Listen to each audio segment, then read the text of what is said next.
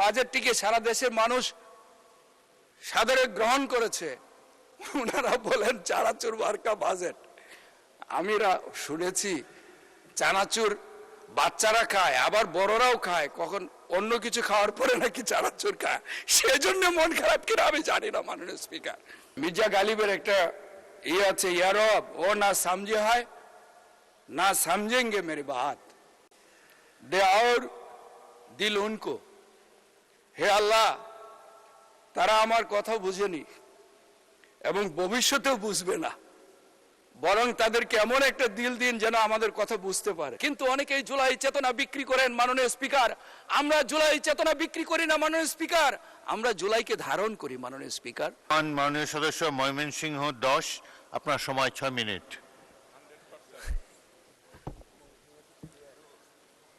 আসসালামু আলাইকুম মাননীয় স্পিকার, আপনাকে ধন্যবাদ।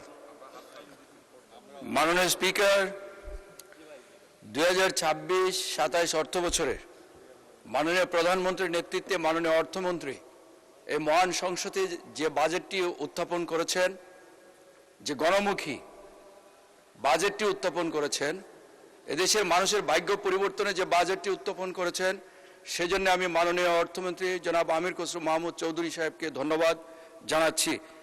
মাননীয় স্পিকার, আমি 36 বছরের রাজনৈতিক কর্মী, আমি দেখেছি যে বাজেট পেশ করার আগে মানুষ উৎকণ্ঠায় বসে থাকতো কোন জিনিসের দাম বেড়ে যাবে। এই প্রথম আমার জীবনে দেখলাম, বাইরে এতদিন সংসদের বাইরে ছিলাম, বাইরে বসে থাকতাম, টিভির সামনে মানুষ বসে থাকতো যে কোন জিনিসের দাম বেড়ে যায়, বাজারে অনেক জিনিসের দাম বেড়ে যেত। এই প্রথম আমরা দেখলাম, এই পিছনে মাননীয় অর্থমন্ত্রীর পিছনে আমার সিট, বসে বসে দেখলাম যে একের পর এক পণ্যের শুল্ক এবং ব্যাটের হার কমানো ঘোষণা করছেন মাননীয় অর্থমন্ত্রী। এই সংসদ যখন প্রতিটি সংসদ সদস্য টেবিল চাপড়িয়ে যখন অভিবাদন জানাচ্ছেন, আমি অবাক বিস্ময়ে লক্ষ্য করলাম আমাদের বিরোধী দলীয় বন্ধুদের একটু মন খারাপ মনে হয়, আমি লক্ষ্য করেছি। আমি জানি না কি কারণে ওনাদের মন খারাপ। আমি দেখেছি যে নিত্য প্রয়োজনীয় 60টি দ্রব্যের উপর দাম কমানো হয়েছে। বাজারে, আমি নিজে বাজার করি মাননীয় স্পিকার, আমি বাজারে গিয়েছি, বাজারে কোনো জিনিসের দাম বাড়ে নাই। আমার মনে হয় আপনার দীর্ঘ অভিজ্ঞতা, আপনি এই স্পিকারের আসনে বসেছেন, এর আগে ওই লাস্ট সংসদের শেষের সিট থেকে ওইখানে বসেছেন মাননীয় স্পিকার, আপনার অভিজ্ঞতা আমার চেয়ে অনেক বেশি। আমার জীবনে এমন দেখি নাই মাননীয় স্পিকার। একটা ওই মির্জা গালিবের একটা আছে, ইয়ারব ও না সমঝে হয় না সমঝেंगे मेरी बात, दे और दिल उनको। হে আল্লাহ, তারা আমার কথা বুঝেনি এবং ভবিষ্যতেও বুঝবে না, বরং তাদেরকে এমন একটা দিল দিন যেন আমাদের কথা বুঝতে পারে। আমার একটি আমরা দেখেছি, দুটো জিনিসে আমরা দেখেছি দাম বেড়েছে মাননীয় স্পিকার, একটা হলো সিগারেট আর একটা হলো মদ। এখন আমাদের বিরোধী দলের বন্ধুরা এই যে বাজেটটিকে সারা দেশের মানুষ সাদরে গ্রহণ করেছে, ওনারা বলেন চানাচুর মার্কা বাজেট। আমিরা শুনেছি চানাচুর বাচ্চারা খায়, আবার বড়রাও খায়, কখন অন্য কিছু খাওয়ার পরে নাকি চানাচুর খায়, সেজন্য মন খারাপ কিনা আমি জানি না। মাননীয় স্পিকার, এই বাজেটে শিক্ষা খাতে সবচেয়ে বেশি বরাদ্দ দেওয়া হয়েছে। আপনি জানেন শিক্ষা জাতির মেরুদণ্ড। একটি জাতিকে যদি আধুনিক প্রযুক্তিতে যদি শিক্ষায় উন্নত করা না যায়, তাহলে নেপোলিয়ন বলেছিলেন যে আমাকে একটি শিক্ষিত জাতি মা দাও, আমি একটি শিক্ষিত জাতি দিব। মাননীয় স্পিকার, মাননীয় প্রধানমন্ত্রী বাংলাদেশে পদার্পণের পরে বলেছিলেন আই হ্যাভ এ প্ল্যান।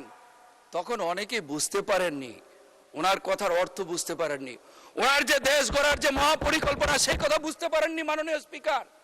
সেই জন্যেই আর দেশে আসার আগে অনেকে বলেছিলেন তারেক রহমান আসে না কেন, আসবেন না, এইসব কথা বলেছিলেন। কিন্তু উনি 17 বছর এদেশের গণতান্ত্রিক আন্দোলনের নেতৃত্ব দিয়েছেন মাননীয় স্পিকার। এদেশের মানুষ গুম হয়েছে, খুন হয়েছে, তাদের অধিকার আদায়ের জন্য 17 বছর সেই বিদেশে থেকে দেশের গণতান্ত্রিক আন্দোলনের নেতৃত্ব দিয়েছেন। এদেশের এই দেশ গড়ার পরিকল্পনা সাজিয়েছেন 17 বছর তিলে তিলে এই দেশ গড়ার স্বপ্ন দেখিয়েছেন মানুষকে। আপনি লক্ষ্য করে দেখবেন মাননীয় স্পিকার, আমরা জুলাই যুদ্ধ করেছি, আমি নিজেও করেছি, আমাদের এখানে যারা আছেন অনেকে এই জুলাই যুদ্ধ করেছেন, আমাদের সন্তানেরা করেছেন, কিন্তু অনেকেই জুলাই চেতনা বিক্রি করেন মাননীয় স্পিকার। আমরা জুলাই চেতনা বিক্রি করি না মাননীয় স্পিকার, আমরা জুলাইকে ধারণ করি মাননীয় স্পিকার। জুলাই তো বিক্রি করার বিষয় না। যারা জুলাই চেতনা বিক্রি করেন তাদের প্রতি একটি অনুরোধ জানাবো, অনেকেই রিকশায় চড়তেন, এখন প্রাডো গাড়িতে চড়েন আর জুলাই চেতনা বিক্রি করেন। আমি একটা অনুরোধ করব মাননীয় স্পিকার, আমি যে গাড়িতে চড়তাম সেই গাড়িটি নির্বাচনের সময় মাননীয় স্পিকার অবস্থা খুব খারাপ হয়ে গেছে, আমি এখন সেই গাড়িতেই চড়ি। আপনি যারা এই জুলাই চেতনা বিক্রি করেন মাননীয় স্পিকার, আমি অনুরোধ করব ওনারা আগে কিসে চড়তেন, এখন কিসে চড়েন, কোন বাসায় থাকেন, ওনারা মাঝে মধ্যে লাইভ করেন, কোন বাসায় থাকেন একটু লাইভ করলে এই জাতি দেখতো ওনাদের কি এখন আগে কোথায় ছিলেন, এখন পরিবর্তনটা কিরকম হয়েছে মাননীয় স্পিকার। মাননীয় স্পিকার, এই বাজেটে স্বাস্থ্য খাতে সবচেয়ে বেশি বরাদ্দ দেওয়া হয়েছে মাননীয় স্পিকার।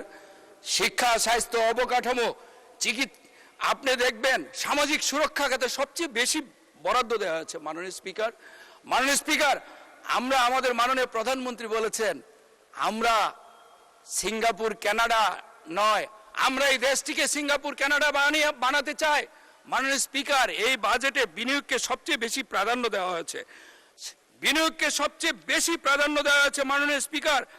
দেশি বিদেশি কর ছাড়ের সুযোগ নিয়ে দেশি বিদেশি বিনিয়োগকারীরা মাননীয় স্পিকার এইখানে এই দেশ বাংলাদেশে বিনিয়োগের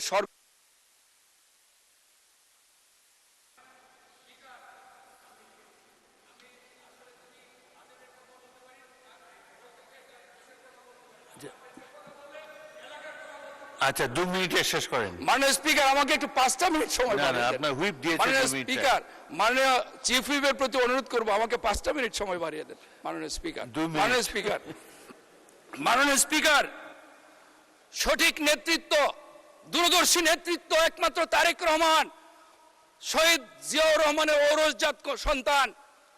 উনি মুক্তিযুদ্ধের পর আমরা যেরকম মুক্তিযুদ্ধ ধারণ করি, আমরা জুলাই ধারণ করি, মুক্তিযুদ্ধে মহান স্বাধীনতার ঘোষক শহীদ জিয়াউর রহমান যখন এদেশের দায়িত্ব নিয়েছিলেন, এই দেশটিকে অর্থনীতির মুক্তির জন্য উনি এই দেশটিকে দেশপ্রেমের যে উজ্জ্বল সততা আদর্শের উজ্জ্বল দৃষ্টান্ত স্থাপন করেছিলেন মাননীয় স্পিকার।